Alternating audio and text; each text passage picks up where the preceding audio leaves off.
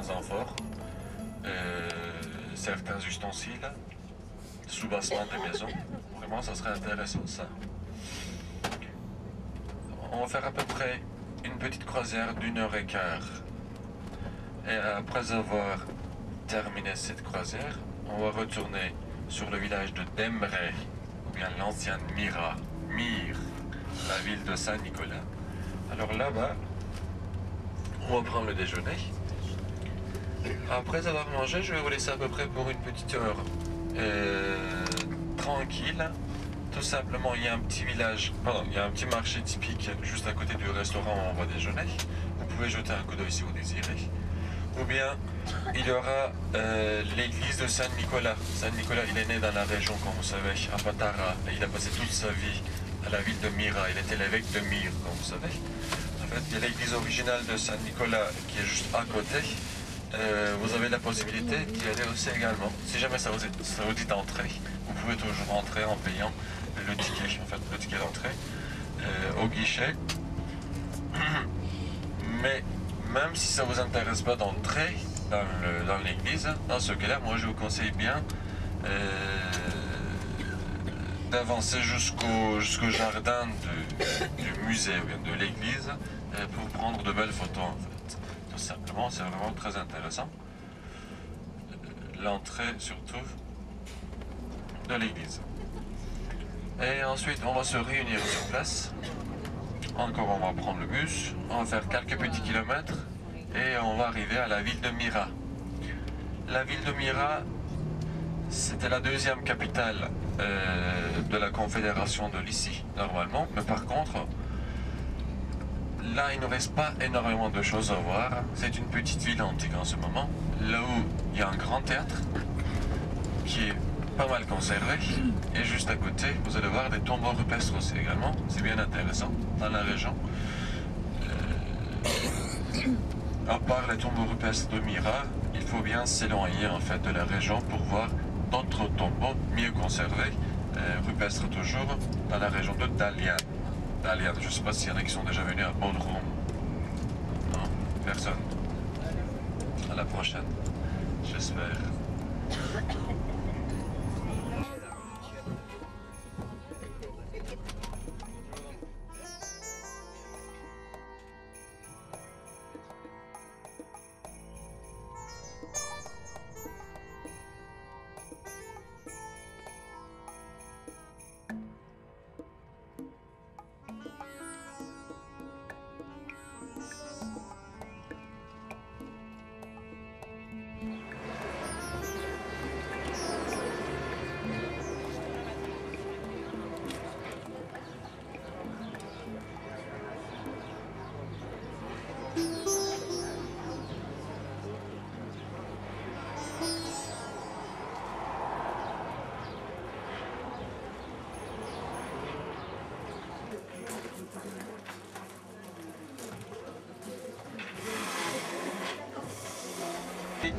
Finité, c'est un village qui est bien connu avec ses oranges aussi également. Antalya de toute façon, généralement, c'est le centre des agrumes du pays.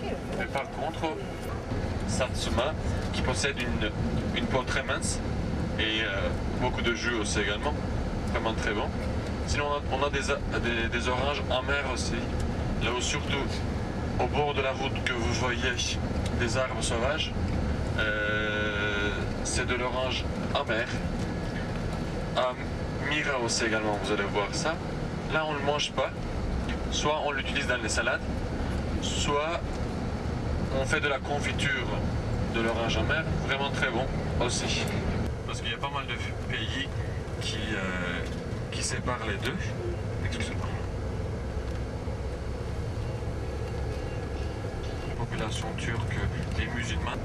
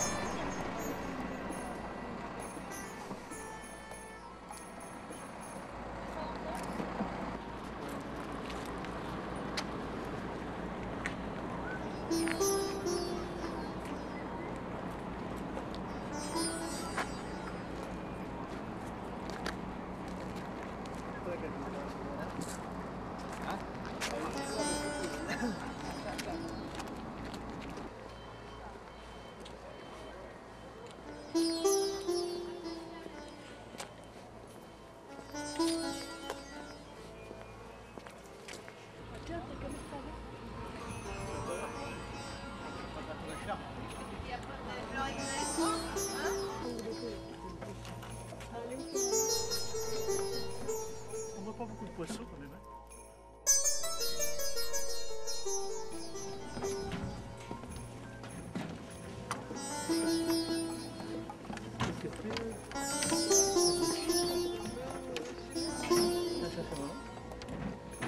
Bravo.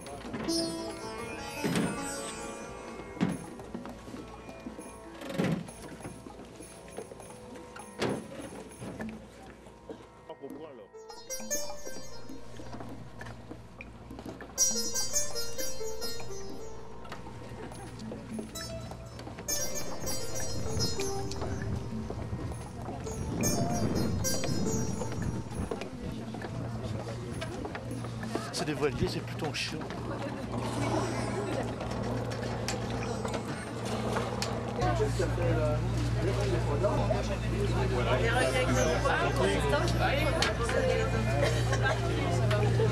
On attend.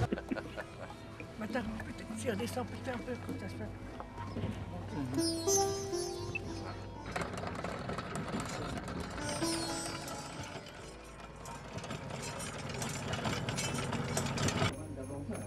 À des gens de l'époque qui portaient plus de poids, ils arrivaient à fabriquer similaires de poids, qui leur a donné une certaine supériorité, si vous voulez, dans le sol. Moi, je vais essayer. Attends. Comme il tourne le bateau. Ça y est, enregistrement. Alors nous sommes sur l'eau, Kékora. Kékora. Hein, donc sur le bateau, nous allons voir donc le village englouti. Et donc évidemment, quand ce sera le moment, eh bien, j'aurai l'occasion également de vous montrer ça par le biais de la vidéo et de la photo. Voilà.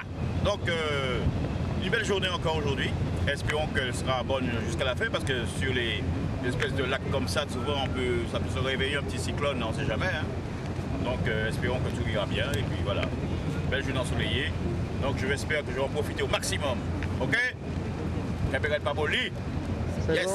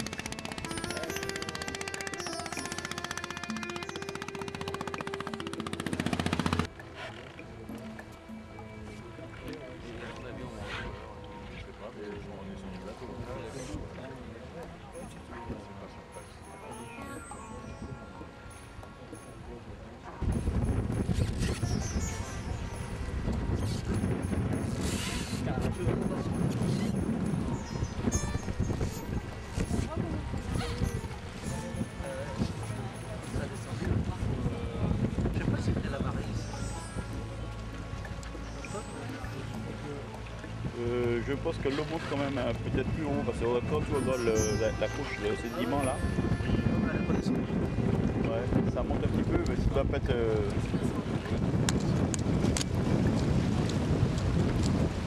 Les écarts ils vont construire dans la roche quoi. Ça, t'as un escalier là encore. C'est des escaliers.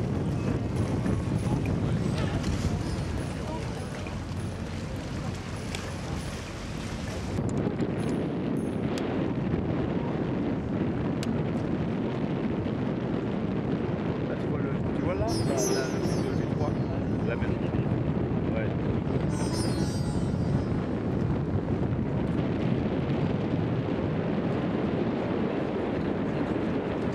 Et il va avoir froid ici en hiver. Hein.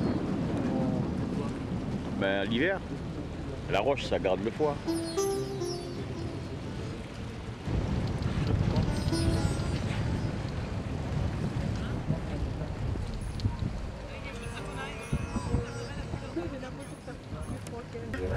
C'est vraiment très intéressant. Et là, si on a de la chance aujourd'hui, on va voir qu'il y a un peu d'envoi aussi. Çözüm şeye. Şeye geliyorsun hamama. Diplomayı istiyorsan gel.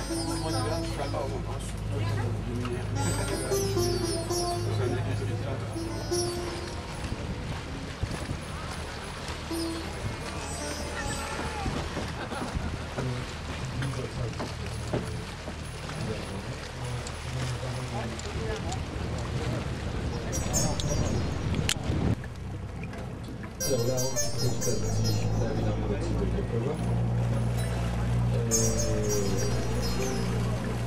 Dans quelques minutes, on va s'engager dans une crique bien protégée, en forme de lait. Là où ceux qui veulent se... Casse pas la tête à la dame, hein. Ah, t'as la fête de ça là. Salut. Pas agréable. La langue, tu dois te faire chier. Capitaine Haddock, il est où Tintin? Alors vas-y, ici on est en train de pêcher. On va pêcher le requin.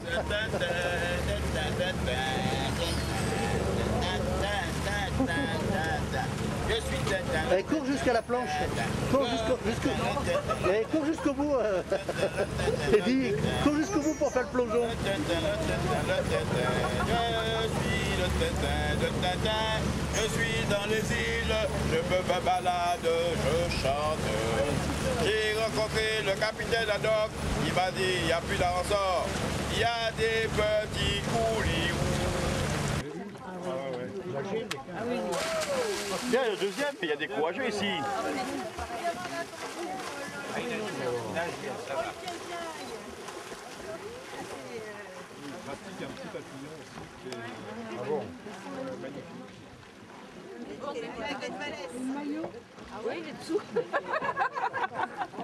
Il est parti chercher les enfants.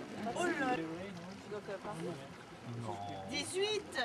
Oui. Ah bah comme en Normandie alors. Ouais, comme en Bretagne. Il va plonger.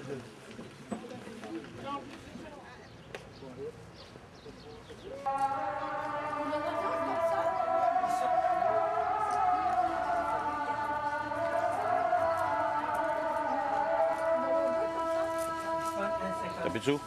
Non, j'ai pas de 50 centimes, c'est ça que je cherche.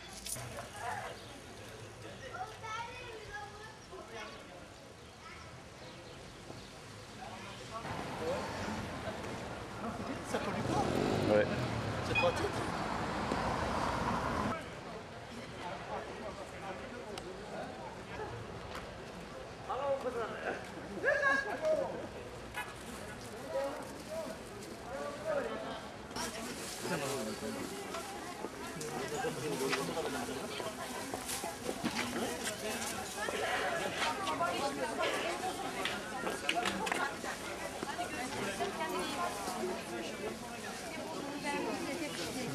Les courgettes.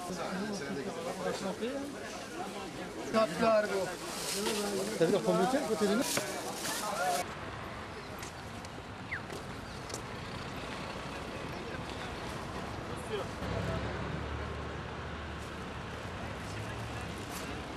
Merci. Fraîche, énergie, vitamine. Viagra.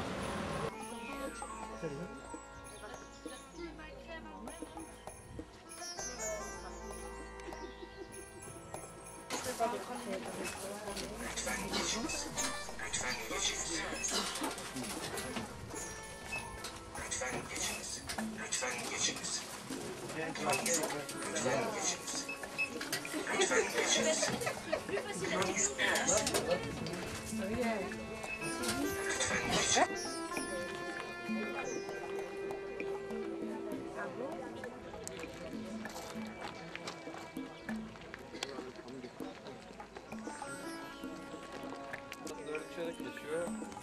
5-10 geçe falan çıkarım işte. Mira'dayım. 7'ye doğru gidiyorum yani. Girdin mi? İyi tamam. Sana hemen zaten ya yenge. C'est pas quand même une. Ouais, ouais. Il est simple. Quelques-uns que j'ai accompagnés, il y en a quelques-uns que c'était Yücel qui a accompagné, je ne sais pas ce qu'il a expliqué bien sûr.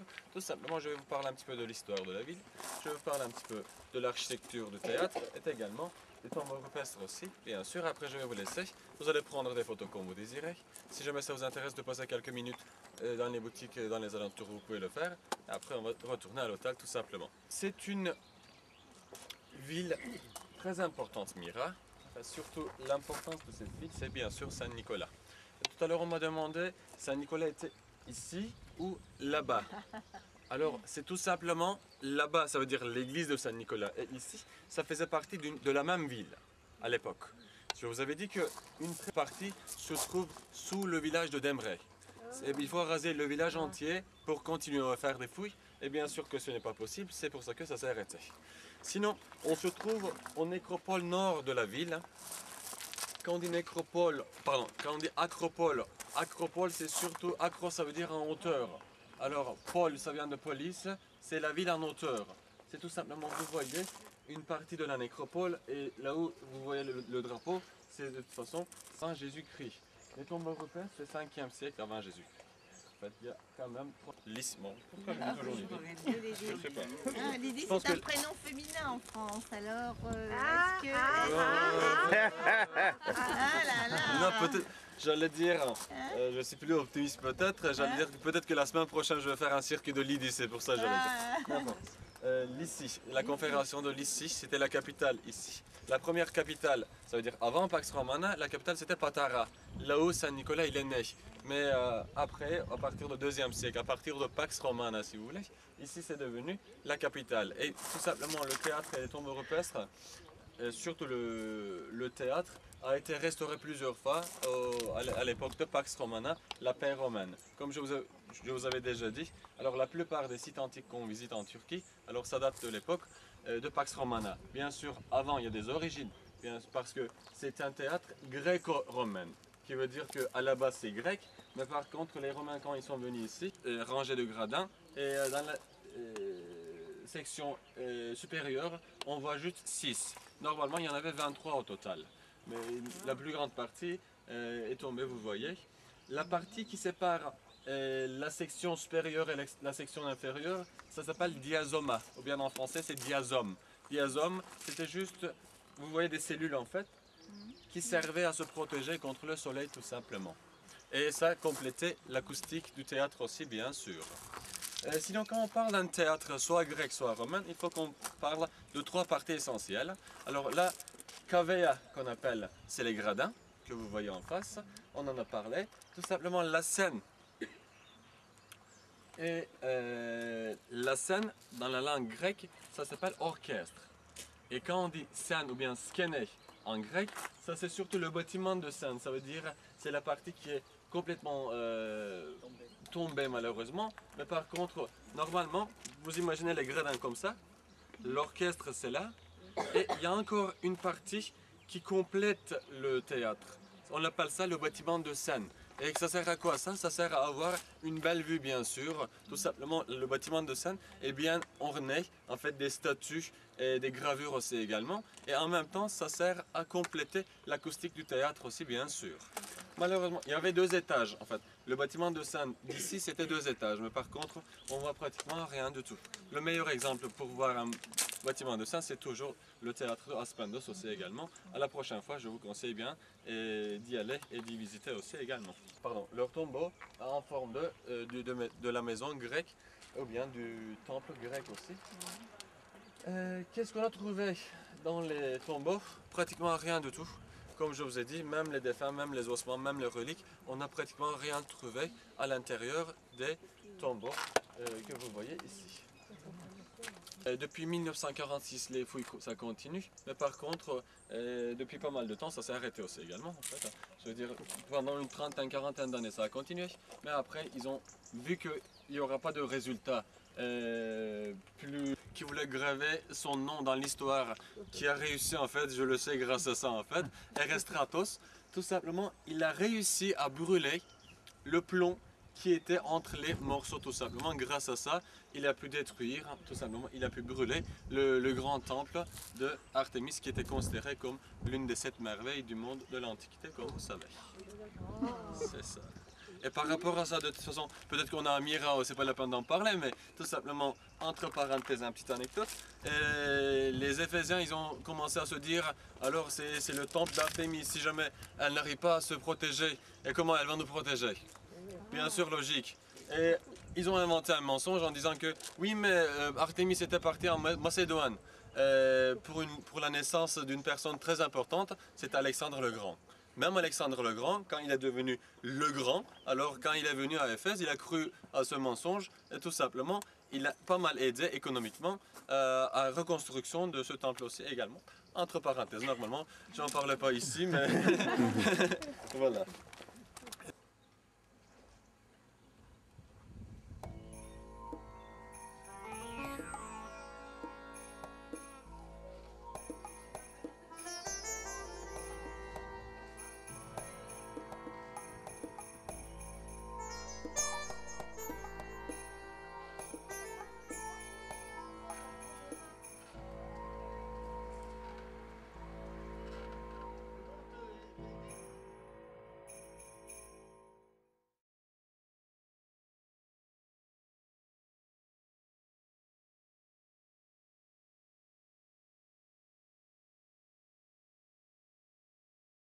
Là, oui.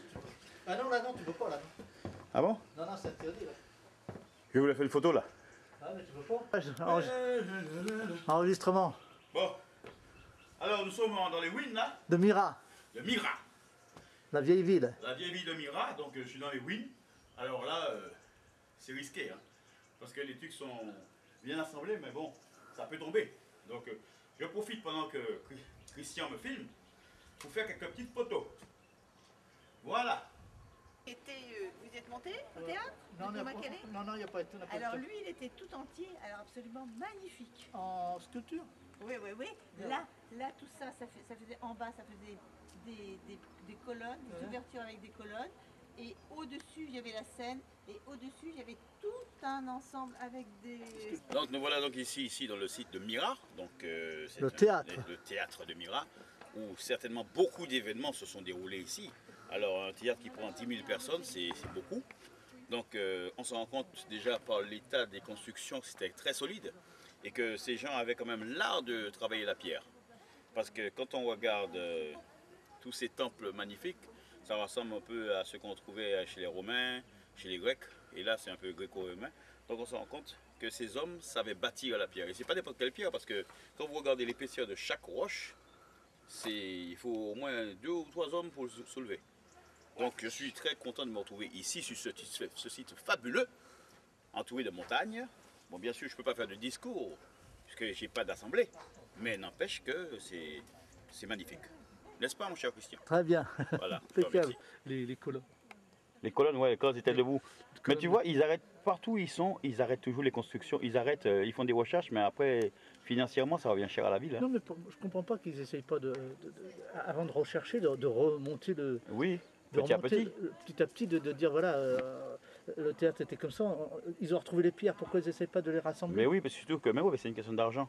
Il faut trouver des ouvriers pour travailler ça, et puis tu sais, des gens qui travaillent la pierre de nos jours, il n'y en a pas beaucoup. Non, hein. non, c'est vrai que c'est assez rare. Donc, mais quand même, quand tu rends compte, et puis je pense que c'est voulu par l'UNESCO.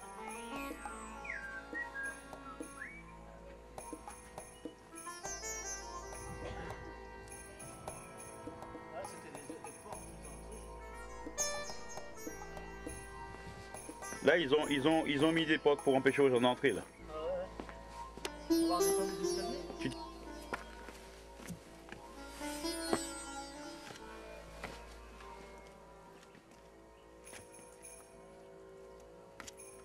On descend là? Ouais. Calculer de savoir où il allait poser les pierres. Je sais pas comment ils faisaient. Non, mais ils avaient de la technique quand même, hein, parce que en plus ils étaient forts en mathématiques, hein, donc ils savaient jouer sur le poids, sur les mesures, les blocs de granit.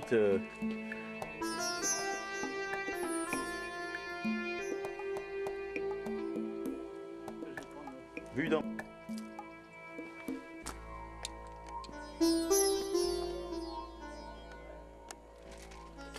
C'est pas maintenant que tu vas faire des bâtisses comme ça. Hein.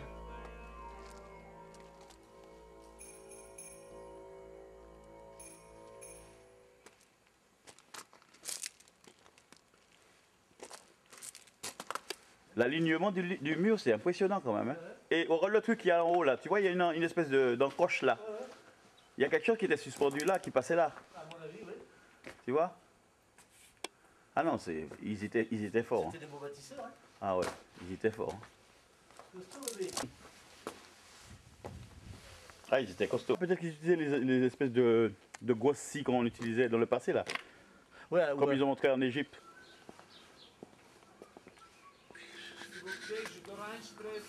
Regardez sur la Turquie, 5 Tiens, euros. regarde celui-là en français. 5 euros.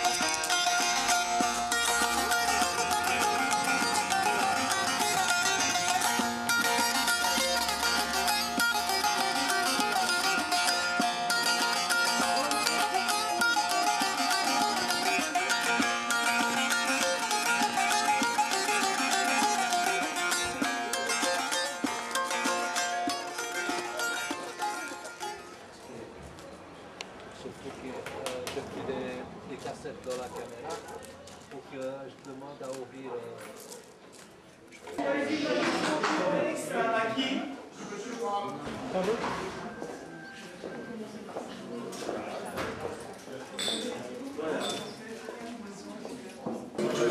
Nous avons brochette de viande en petits morceaux. Nous avons brochette de poulet et la viande brochette. La brochette de viande hachée, c'est plus facile à la machiche carrée. Pardon madame.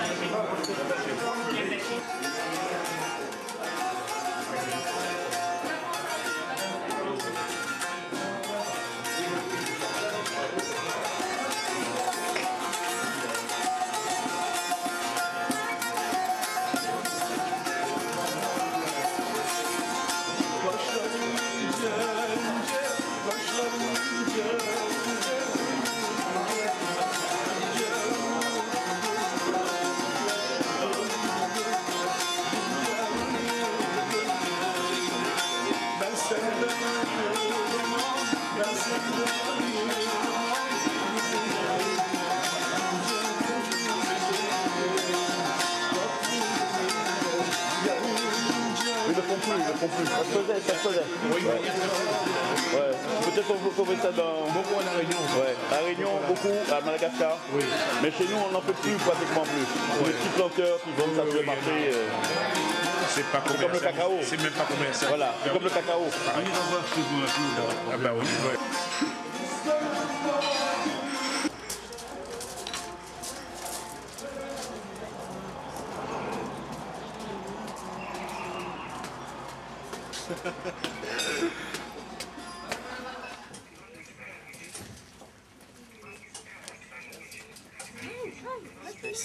Bonjour. Merhaba. Merhaba. Ok, passe ça. Comme ça? Yes, ok, passe. Ah si, ok, super. Regardez, il y a tout un bazar de chats. Eh ben, certains gladiateurs ont fait des succès. Chaque fois qu'ils ont remporté, disons qu'une médaille d'or équivalent aujourd'hui, vous allez voir, ils étaient couronnés. Il n'y avait pas Adidas, Reebok, Nike à l'époque. Démétrius. Démétrius. Et il n'y avait pas des noirs qui couraient pour les blancs non plus. Un esprit. Et vous allez voir, cet esprit est toujours présent avec les sarcophages que vous voyez. Ce sont des sarcophages faits dans cette école et ça s'appelle des sarcophages avec les guirlandes. Regardez, c'est super. On va visiter le musée à la fin et vous pouvez venir et visiter ça.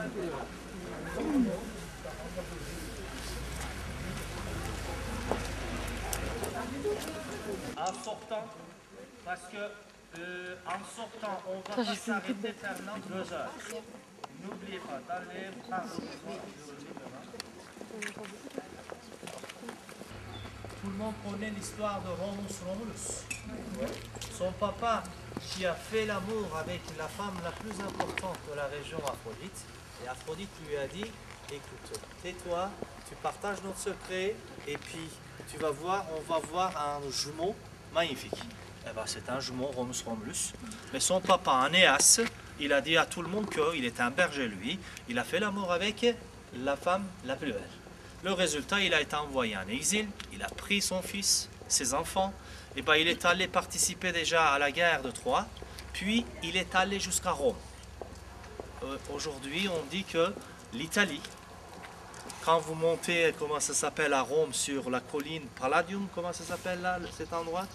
Et bien, Romulus, qu'ils ont fondé Rome. Et bien, le symbole des Romains aujourd'hui, c'est quoi, amici italiano? La louve. Et comme les Turcs.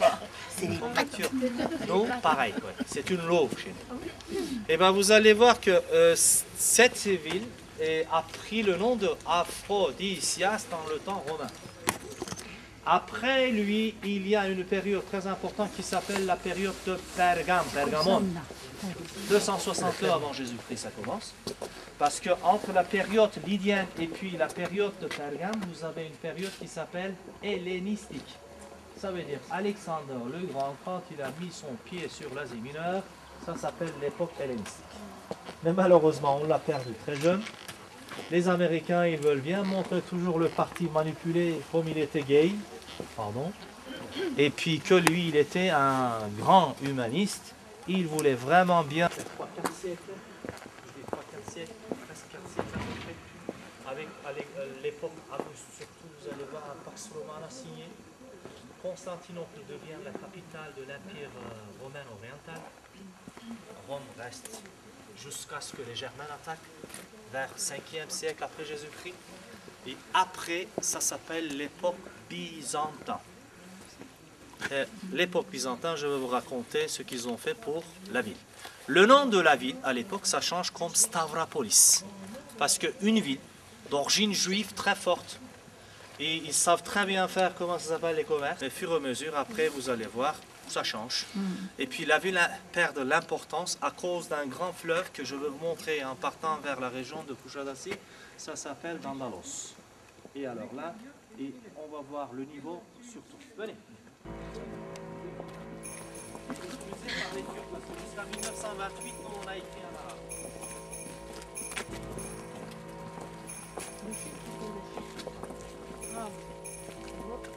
On l'apprend tous les jours.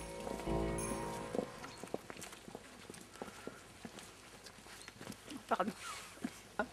C'est simplement ce parti qui a été restauré. Un Sébastien. Vous avez vu les têtes des différents portraits des gens là-bas là? Oui. Parce que les Grecs, ils voulaient bien montrer toutes les minorités, ou bien disons que tous les groupes ethniques qui vivaient sous leur conduit. Après, nous voyons ça, cette culture aussi dans la culture romaine, pareil. Aujourd'hui, pour vous donner une idée, la Turquie est un pays de 74 millions d'habitants et vous avez 40 groupes ethniques. Et la finesse d'une belle femme. Et vous avez une autre avec torsadé comme ça, et ça montre l'habillement d'une jeune fille vierge. Ça existait alors. Toutes ces têtes-là, regardez bien, montrent les groupes ethniques qui vivaient sous le conduit de l'Empire.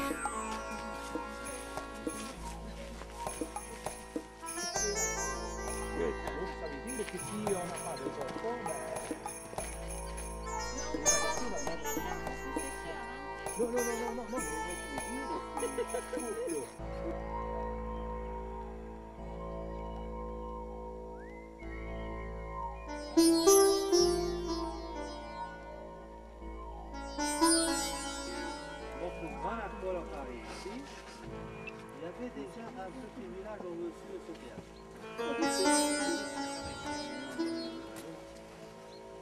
Alors, le gouvernement, il a payé pour ce genre.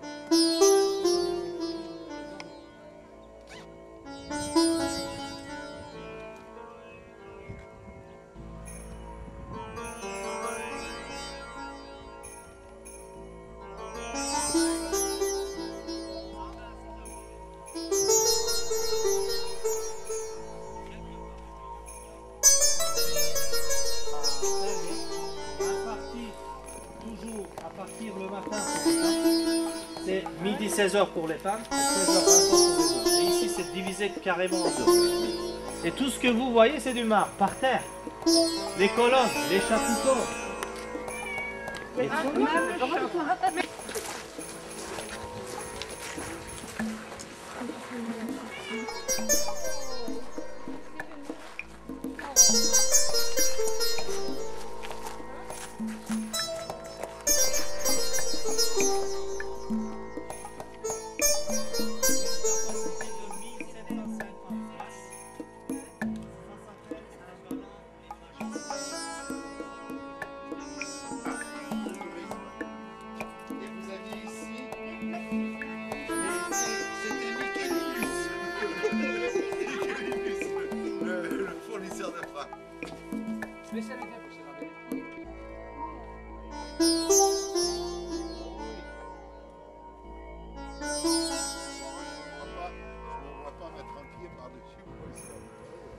une presqu'île de l'Anatolie qui s'appelle Crinidos.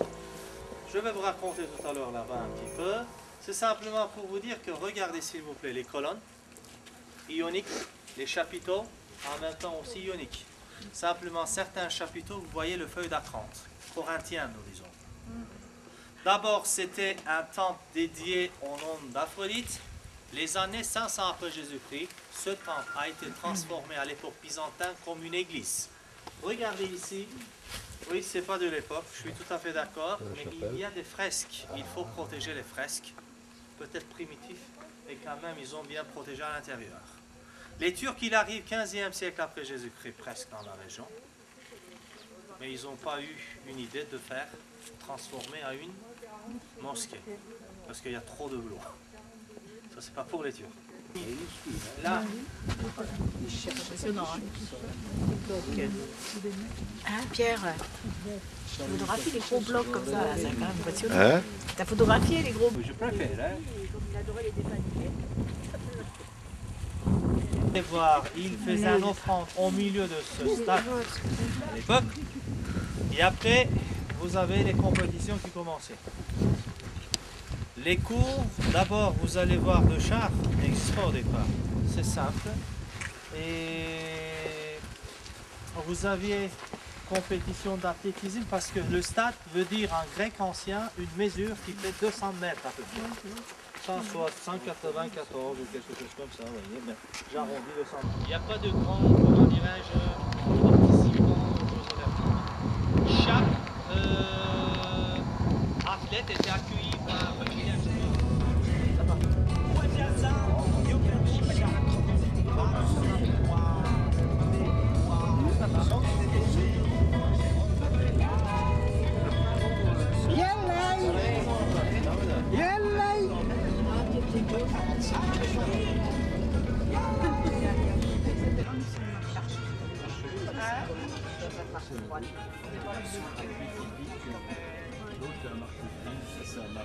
Ça marche pas pour faire le marché, pas le sou comme en Égypte. PTT, tu vois, PTT banque,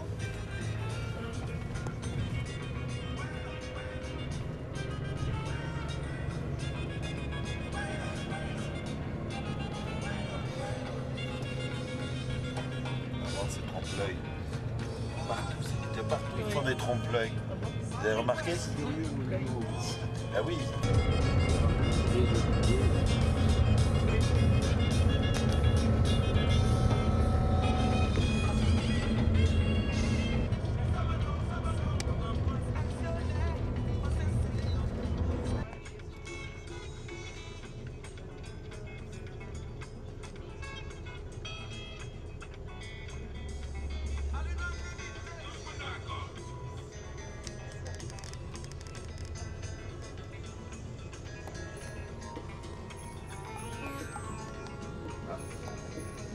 Température.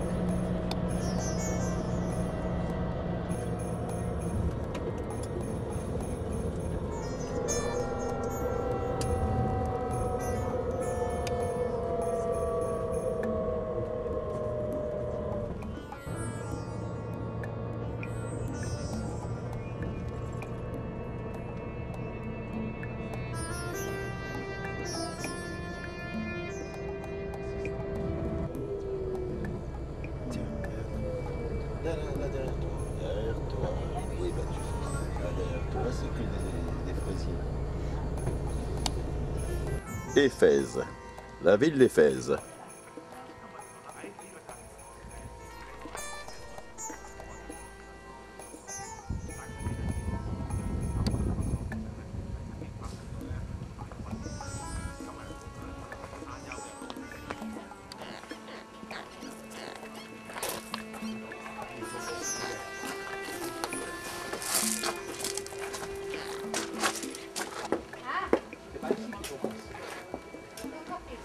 C'est par ici qu'il faut passer.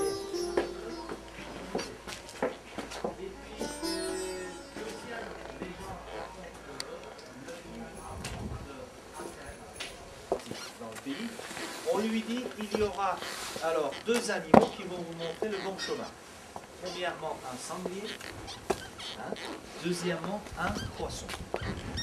Après avoir fait la pêche dans la mer Égée, ils étaient en train de griller les poissons à côté d'un roseau. Et bien vous avez les braises qui tombent dans le roseau, qui commencent à prendre le feu. Et bien vous avez un incendie qui sort. Et le résultat, un sanglier qui était endormi à l'intérieur, qui commence à s'enfuir. Et bien le prince monte sur son cheval et il court derrière. L'endroit où il l'a rattrapé, il le tue et il a trouvé la vie. Deux légendes qui racontent l'histoire, si vous voulez bien, de la vie. Mais nous savons très bien que déjà sur le mont Pion, derrière, il y avait première habitation de 3 millénaires avant Jésus-Christ.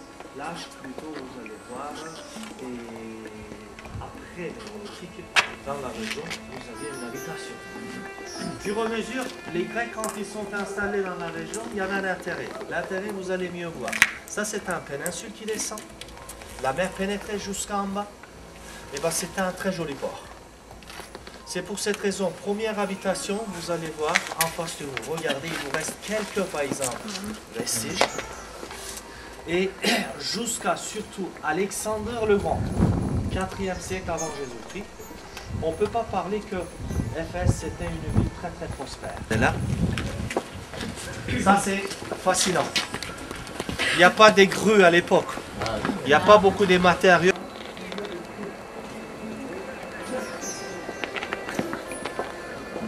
Et là, il va c'est de l'époque.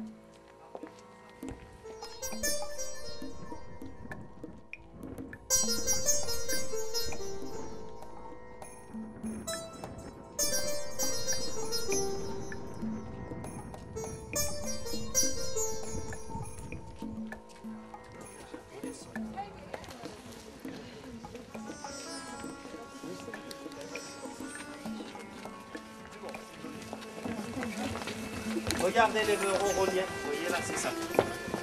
Les statues, deux de chaque côté, vous avez les statues de Héraclès qui tiennent la tête de lion de Némée. Voilà.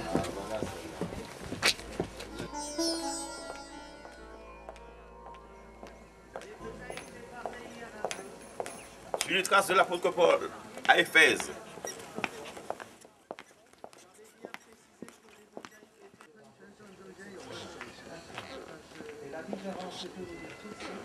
Chez nous, les mosaïques sont faites avec des gros cailloux. Là-bas, c'est tout fin. La différence est là. C'est pour ça que toit, ou bien portico, couvert dans l'Antiquité, qui continuait jusqu'à, par exemple, à la sortie de la ville. Parce qu'une ville n'a pas été construite par hasard. Il y a un système né 5e siècle avant Jésus-Christ à Milet, un Milétois. Et après, il a fait un planning à surtout Prienne. Il s'appelle Hippodamus. Et Hippodamus, il a dit, je vais faire une artère du nord au sud. Après, il y aura des autres artères qui vont s'accroiser avec les angles droits. Et on va installer, alors, et à travers, en dessous, le système d'égout. Eh ben, c'est comme ça que même s'il pleut beaucoup aujourd'hui, la ville n'est pas inondée. Ah. Elle venait de la région de Missy. Aujourd'hui, la ville dans laquelle nous fabriquons Toyota. Voilà, Adapazarı, ça s'appelle. Et bien le pauvre, il aimait bien la littérature, il a écrit plein de poésies. Mais 30 ans, il a vécu quand même dans, comment vous dites, dans les tentes de l'armée. Et bien c'est comme ça que vous allez voir, il a visité toute l'Anatolie.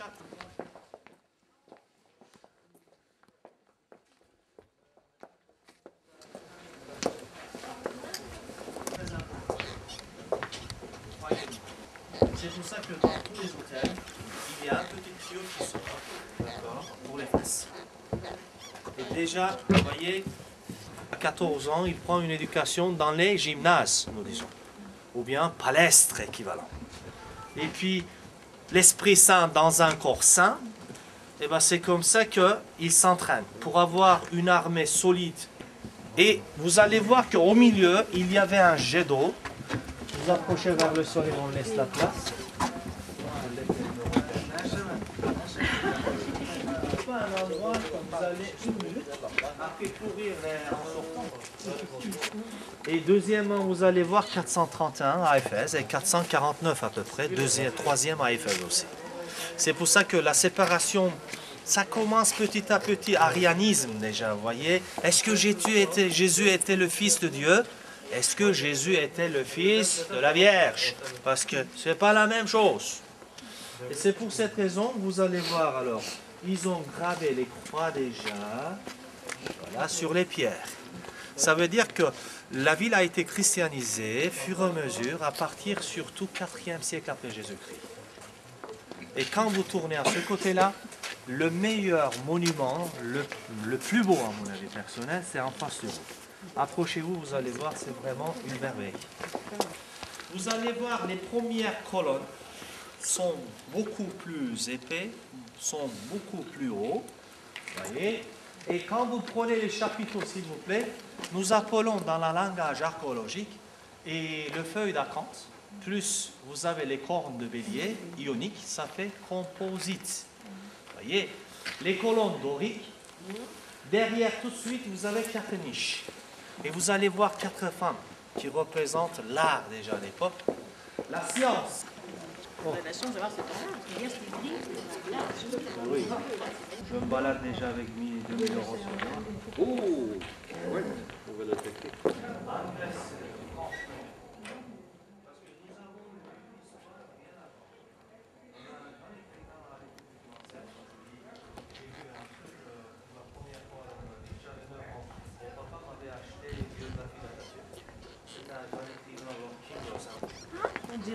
La direction, c'est tout droit. Et au bout de cette direction, vous allez trouver des jolies dames. Vous voyez là, ça c'est une femme. Hein? Je ne sais pas si vous l'avez vu. Voilà, regardez bien. Voilà, c'est magique. C'est quand vous arrivez dans... Attends, j'appuie là-dessus, je pense. Oui, c'est un terrain de... Je vois rien sans lunettes.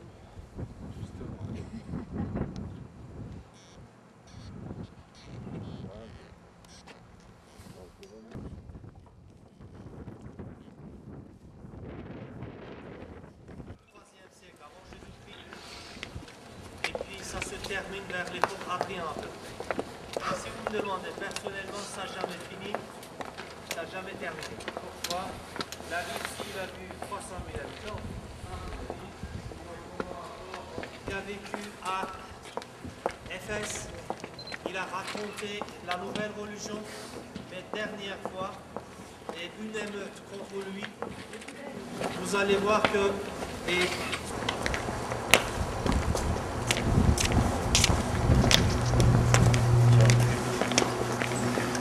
Oui, non mais attends, on est là incognito, mon Dieu.